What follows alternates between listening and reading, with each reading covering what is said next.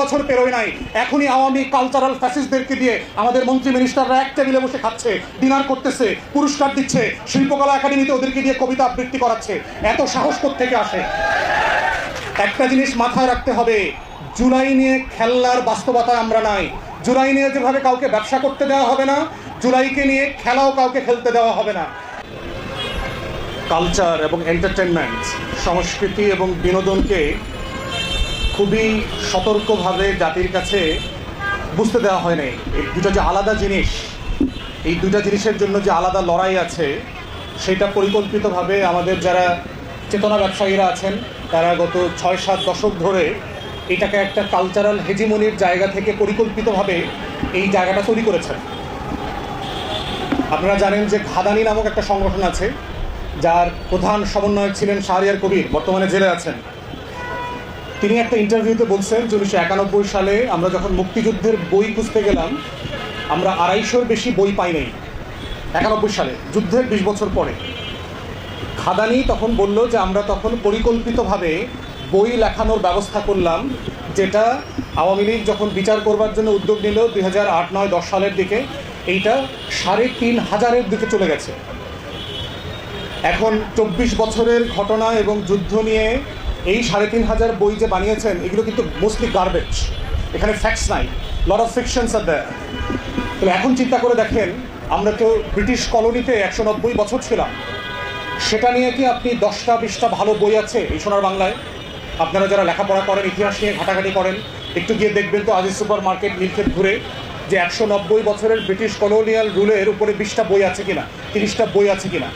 কিন্তু 24 বছরের বঞ্চনার গল্পের উপরে এবং ৭১-এর যুদ্ধকে নিয়ে ৩,৫০০ বইয়ের প্রকল্প ঘাদানি তৈরি করেছে, যেটা আসলে মানুষকে কনফিউজ করেছে, মুক্তিযুদ্ধকে হেয় করেছে, ছোট করেছে, শহীদের সংখ্যা নিয়ে অযাচিতভাবে বিতর্কের জন্ম দিয়েছে।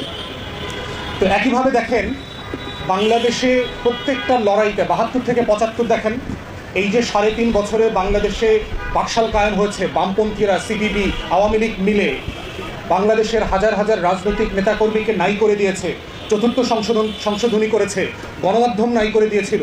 ৭২ থেকে ৭৫-এর কোনো বই আছে কিনা দেখেন তো। 3 বছর, 3.5 বছরে বাংলাদেশের হিস্ট্রি, কালচার কী করেছে, মুক্তিযুদ্ধের আকাঙ্ক্ষা কীভাবে ধ্বংস করে দিয়েছে আওয়ামী লীগ এবং বামপন্থীরা মিলে, আপনি কোনো বই খুঁজে পাবেন না, লিটারেচার পাবেন না। 9 বছরের স্বৈরশাসক বিরোধী আন্দোলন দেখেন, ইকুয়ালি সিমিলার সিচুয়েশন। তাহলে নাটক সিনেমা করা তো বন্ধ হয়নি। বাংলাদেশের টেলিভিশনগুলোতে কি গান, নাটক, সিনেমা, যাত্রা, থিয়েটার, মঞ্চ, এগুলো কি বন্ধ হয়েছিল? তারা আসলে কী নিয়ে গল্প করে, কী নিয়ে নাটক স্ক্রিপ্ট তৈরি করেছে, এগুলোর সাবস্টেন্স কী, এটা আমার ইতিহাসের লড়াইকে ধারণ করে কিনা, আমার লড়াইয়ের সবচেয়ে গুরুত্বপূর্ণ অনুষঙ্গগুলো কারা? কারণ এই কালচারাল জগৎ ঠিক করে আপনি কাকে শহীদ হিসাবে মর্যাদা দেবেন, কাকে ভুলে যাবেন, আপনি কার জন্য কাঁদবেন এবং কার জন্য আপনি কাঁদবেন না, কার জন্য বিশ্ববিদ্যালয়ের নাম হবে, কার নামে একটা হলের নাম হবে, কার নামে একটা জাতীয় প্রতিষ্ঠানের নাম হবে, আর কার নামে হবে না। এই গল্পের ভিতরে রয়ে গেছে হচ্ছে কালচারাল ফেস্টিভ্যাল। দেখেন, ঢাকা বিশ্ববিদ্যালয়ে সূর্য সেনের নামে হল আছে। আমরা কি কোনোদিন প্রশ্ন করেছি যে সূর্য সেনের নামে হলটা কীভাবে হয়? কিন্তু নওয়াব সলিমুল্লাহ মুসলিম হলের নাম থেকে মুসলিম শব্দটা কেন কেটে দেওয়া হয়েছে? ঢাকা বিশ্ববিদ্যালয়ের মনোগ্রামে একটা কোরআনের আয়াত লেখা ছিল, ইকরা বিসমি রাব্বিকাল্লাযী খালাক, পড়ো তোমার প্রভুর নামে যিনি তোমাকে সৃষ্টি করেছেন। ৭১-এর যুদ্ধের পরে এই মনোগ্রাম থেকে কোরআনের আয়াতটা কেন সরিয়ে দেওয়া হয়েছে? জাহাঙ্গীরনগর বিশ্ববিদ্যালয়ের সাথে জাহাঙ্গীরনগর মুসলিম শব্দটা লেখা ছিল, মুসলিম বিশ্ববিদ্যালয় লেখা ছিল, ওই শব্দটা কেন সরিয়ে দেওয়া হয়েছে? কাজী নজরুল ইসলাম কলেজের সাথে ইসলাম ছিল, ইসলাম শব্দটা কেন সরিয়ে দেওয়া হয়েছে? তারপরে হচ্ছে বাংলাদেশ বেতারের টেলিভিশনে যুদ্ধের পরে আজান, কোরআন তেলাওয়াত বন্ধ করে দিয়ে দেওয়া হয়েছিল ৭২ থেকে ৭৫-এ। কেন? যুদ্ধটা কি ধর্মের ভিত্তিতে হয়েছিল? যুদ্ধটা কি ইসলামের বিরুদ্ধে হয়েছে? এটা একটা রাজনৈতিক প্রশ্ন ছিল, মীমাংসা যেটা করা হয় নাই, যে একটা আওয়ামী লীগ সংসদে বেশি আসন পেয়েছে, তাকে ক্ষমতা নিতে দেওয়া হয় নাই। It's a pure political question. একটা রাজনৈতিক প্রশ্নকে যখন মিলিটারিলি রেজলিউশন করবার চেষ্টা করা হয়েছে, সামরিক জনতা অত্যাচার নির্যাতন করেছে, তার বিরুদ্ধে একটা লড়াই হয়েছে। তাহলে আপনি লড়াইটা রাজনৈতিক, কিন্তু প্রতিশোধ নিচ্ছেন ধর্মের উপরে কেন? তাহলে এর ভিতর থেকে হচ্ছে এই লড়াইয়ের প্রশ্ন, ন্যায্যতা তৈরি হচ্ছে যে আসলে এই রাষ্ট্র কাদেরকে নাই করে দিতে চায়, কাদেরকে হ্যাঁ বলতে চায়। আমরা চিন্তা করে দেখেন তো, ক্ষুদিরামের কথা পড়তে গিয়ে, ক্ষুদিরামের গান গাইতে গিয়ে আমাদের চোখ থেকে কত পানি পড়েছে। কিন্তু তিতুমির, শরীয়তুল্লাহ, দুদু মিয়া, হাবিলদার, রজব আলী, এদের কথা শুনলে আসলে আপনার কাছে কেমন লাগে? একটু বিদেশি বিদেশি, ভিনদেশি, পুরাতন, হ্যাঁ একটু চিনি চিনি, একটু না চিনি। তাহলে চিন্তা করে দেখেন তো যে আপনি আসলে কাকে মনে রাখছেন এবং কাকে ভুলে দিচ্ছেন। কেন আমাদের প্রত্যেকটা ন্যাশনাল ক্যারেক্টার, প্রত্যেকটা ন্যাশনাল এন্টারটেনমেন্ট ইন্ডাস্ট্রিতে আপনি দেখবেন যে পরিকল্পিতভাবে আমার শত শত বছরের এই মুক্তির লড়াইকে কিভাবে নাই করে দেওয়ার চেষ্টা চলছে।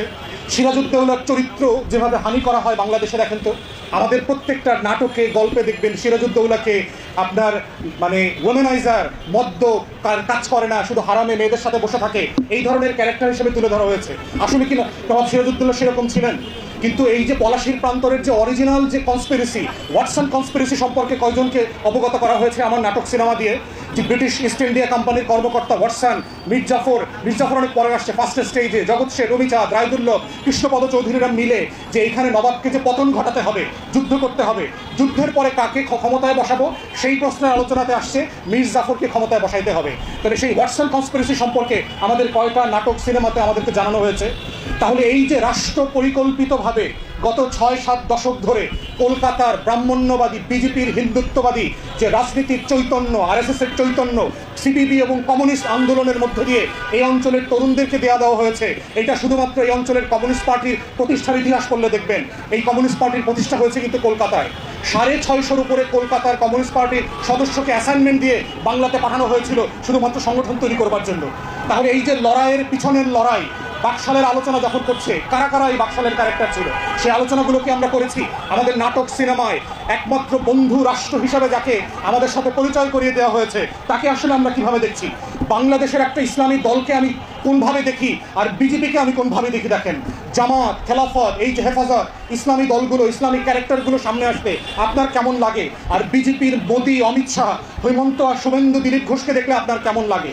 এই কেমন লাগাটার মধ্যে হচ্ছে কালচারাল ফ্যাসিবাদ জড়িয়ে আছে, এবং এইটা বুঝতে না দেওয়ার মধ্য দিয়ে হচ্ছে আমার শত শত বছরের এই মাটির যে লড়াই, ইনকিলাবের লড়াই, আজাদির লড়াইকে ঢেকে দেওয়া হয়েছে। এজন্য বারবার রক্ত দিতে হয়। কিন্তু প্রশ্ন হচ্ছে বাংলাদেশের পলিটিক্যাল ক্রাইসিস হচ্ছে, এদেশের অধিকাংশ রাজনীতিবিদরা হচ্ছে প্রপার মানে শিক্ষিত গণ্ডমূর্খ, যারা পলিটিক্যাল হিস্ট্রি জানেন না, কালচার বোঝেন না, জাতির মুক্তির লড়াই জানেন না, জাতীয়তাবাদী রাজনীতিটা কি, এই ভূখণ্ডের মাটির চৈতন্য জানেন না, এই ভূখণ্ডে কাকে নায়ক, কাকে খলনায়ক বানানো হচ্ছে, কে বানাচ্ছে, কি কারণে বানাচ্ছে, সেই জিনিসটা যখন বোঝা হয় না, এই না বোঝার মধ্য দিয়ে আপনারা দেখেন সাডেনলি নাহিদকে বাদ দিয়ে তারেক রহমানকে এক দফার ঘোষক বানানোর চেষ্টা। এইটা হচ্ছে কালচারাল ফ্যাসিবাদ। পার্থক্যটা যেটা হচ্ছে যে ৭২ থেকে ৭৫-এ আপনি গণকণ্ঠ, হক কথার পত্রিকা, রক্ষী বাহিনী পাঠায়া পুরা পত্রিকা সকালবেলা আইনা জ্বালায় দিতে পারছেন। কিন্তু এমন এক জমানায় বাস করছি যেই জমানা থেকে চাইলেই আপনি আরেকজনকে আইনা ঘোষক বানাইতে পারবেন না। আমরা ওই জমানায় নাই। এটা তথ্য প্রযুক্তির জমানা। সোনার বাংলায় ৭২ ফিরে আসবে না। আমরা আগের জমানায় ফিরে যাচ্ছি না। অতএব যেটা সত্য অতটুকু সত্য আকারে রাখেন, তা না হলে দুষ্টামি করে লাভ হবে না। জাদুঘরটা কেন ওপেন করতে দিলেন না? সব পক্ষ মিলে কমিটিতে একমত হয়েছে প্রথম অধিবেশনে যে অর্ডিন্যান্সটা যেভাবে আছে জুলাই জাদুঘরের, এইভাবেই আমরা পাস করব। জামাত, এনসিপি সব পার্টি একমত হয়েছে। 40 মিনিট আগে, আধা ঘন্টা আগে, without giving any notice to the opposition, 4টা অ্যামেন্ডমেন্ট কেন আনলেন জুলাই জাদুঘর নিয়ে? তাহলে এই যে দেখেন, সংস্কৃত মন্ত্রণালয় কাদেরকে বসিয়েছেন? এই মন্ত্রী প্রতিমন্ত্রীরা কারা? তারা কি জুলাইকে উন করে?